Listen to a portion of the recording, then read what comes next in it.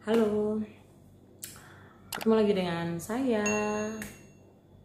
Di video saya kali ini, kita akan belajar mandiri tentang perubahan lingkungan. Saya nggak akan menjelaskan panjang lebar karena kita akan belajar bersama. Kalau belajar bersama itu pastinya lebih mudah kita memahami. Ya, jadi kita harus tinggalkan hafalan, kita harus tinggalkan mencatat yang banyak karena kita akan belajar bersama.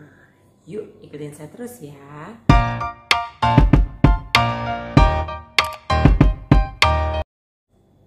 Materi kita kali ini adalah tentang perubahan lingkungan. Sebelum ke perubahan lingkungan, kata dasarnya dua, perubahan sama lingkungan. Lingkungan berarti adalah segala sesuatu yang ada di sekitar kita. Ya, segala sesuatu yang ada di sekitar kita. Lingkungan ini didukung oleh faktor-faktor di dalamnya, ya akan mempengaruhi makhluk hidup apa yang ada di sekitar lingkungan itu. Nah, ternyata lingkungan itu perlu namanya kondisi yang seimbang, atau kita kenal dengan istilah keseimbangan lingkungan.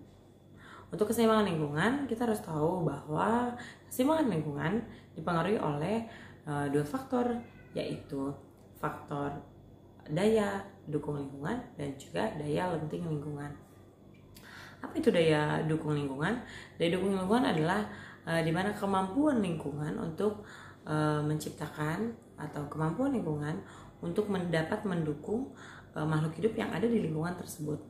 Sementara daya lenting lingkungan adalah upaya lingkungan tersebut untuk pulih kembali, berarti habis mengalami sesuatu perubahan. Dan perlu kita ketahui bahwa kegiatan manusia bisa menurunkan faktor daya lenting lingkungan dan daya dukung lingkungan. Dengan adanya kegiatan manusia yang tidak memperhatikan lingkungan, ini bisa sangat mempengaruhi daya dukung lingkungan dan daya lenting lingkungan. Loh, kegiatan manusia yang seperti apa? Ya, banyak kegiatan manusia yang bisa mempengaruhi dan merusak lingkungan, yang kita sering kenal dengan istilah penggundulan hutan. Ya, penggundulan hutan kalau nggak disertai dengan yang namanya tebang pilih dan penanaman kembali, yakin hutan gundul nggak ada lagi yang bisa menahan tanah, menjaga unsur-unsur hara, menjaga makhluk hidup baik tumbuhan maupun hewan.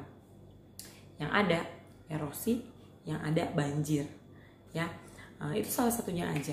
Kemudian ada lagi yang lain, aktivitas kendaraan. Aktivitas kendaraan itu tuh selain macet, kita harus jeli, kita harus lihat bahwa kendaraan itu menghasilkan namanya zat sisa, polutan, ya, yang kembali ke udara. Bayangin ya, kalau nggak percaya, kamu berdiri di pinggir jalan raya, nggak usah pakai masker, tapi hati-hati ntar ditangkep sama Satpol PP karena sekarang lagi PSBB ya. Oke, maksudnya adalah bahwa banyaknya kendaraan yang lalu lalang itu pasti menyebabkan yang namanya polusi. Nah, ini yang harus kita sadari. Tapi saya yakin selama pandemi COVID-19 ini tingkat polusi udara pasti berkurang, ya. Kenapa? Karena banyak orang yang sudah tidak melakukan aktivitas di luar sana. Jadi banyak yang sudah di rumah saja, ya, karena memang anjuran seperti itu. Jadi agak berkurang polusi udara. Nah, ini kan pengaruhnya karena aktivitas manusia.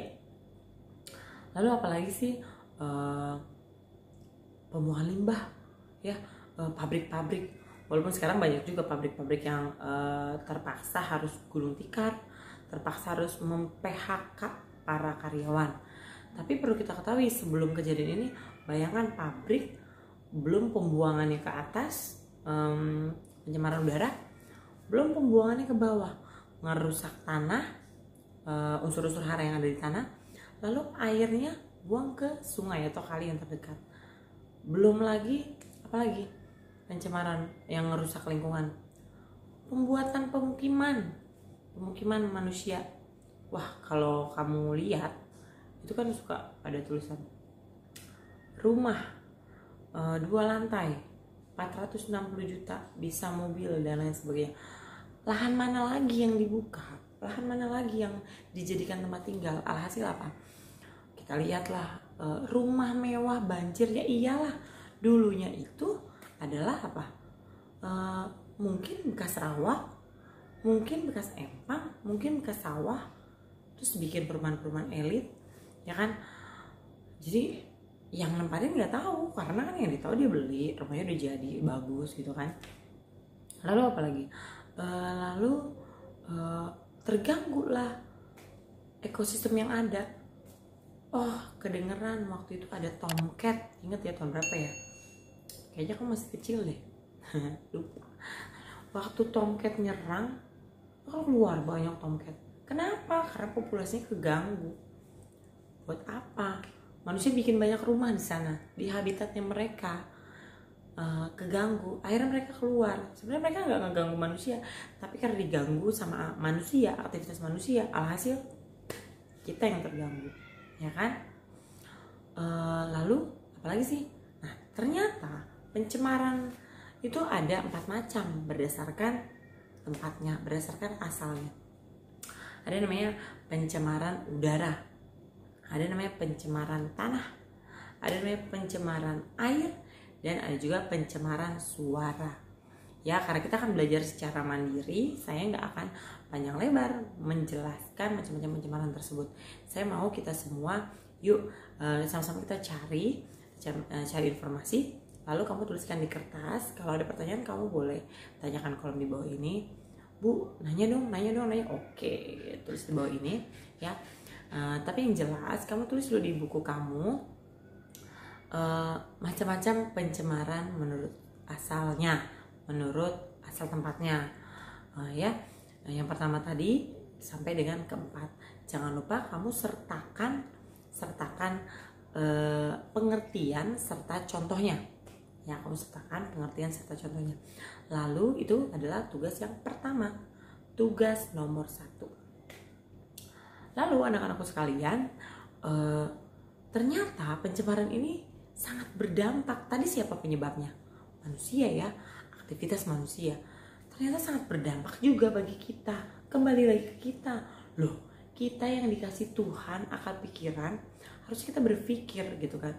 Dikasih lingkungan, kita harus berpikir bagaimana caranya supaya nggak ngerusak gitu ya.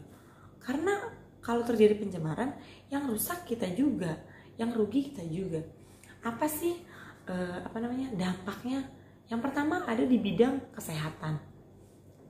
Yang kedua bisa jadi bidang apa? Ayo, ada yang tahu? Ada kesehatan, ada juga bisa nambah hama, peningkatan hama. Apa lagi? Banyak loh ya. Tolong, ini kita jadikan sebagai tugas yang kedua.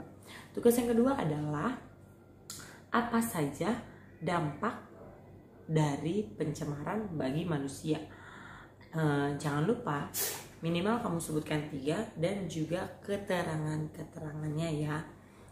Lalu yang selanjutnya adalah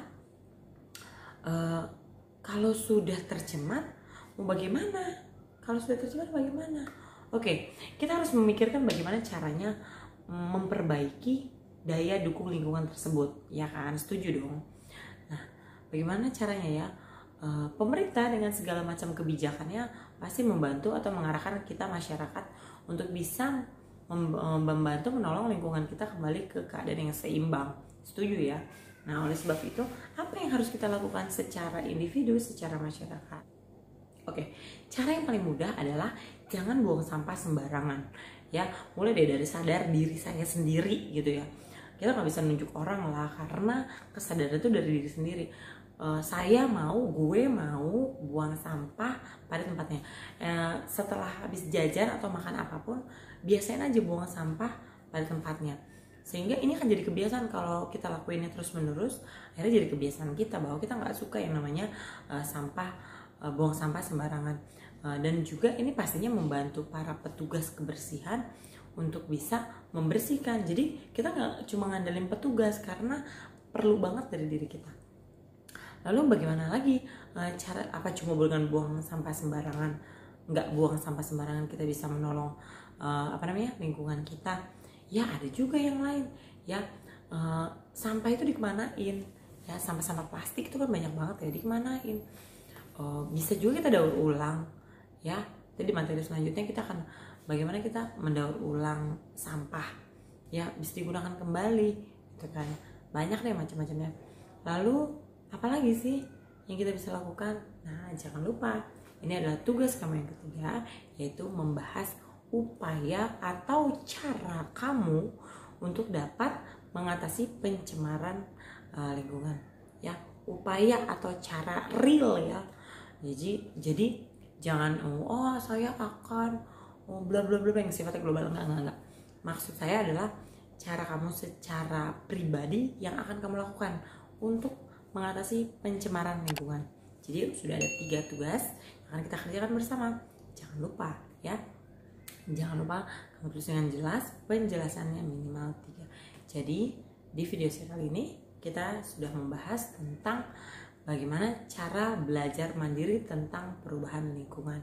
Jangan lupa subscribe, like, dan komen video saya supaya video saya bisa berkembang dan juga bisa menampilkan pembelajaran-pembelajaran lainnya bersama dengan saya. Terima kasih. Salam sehat. Saya tunggu tugasnya. Dadah.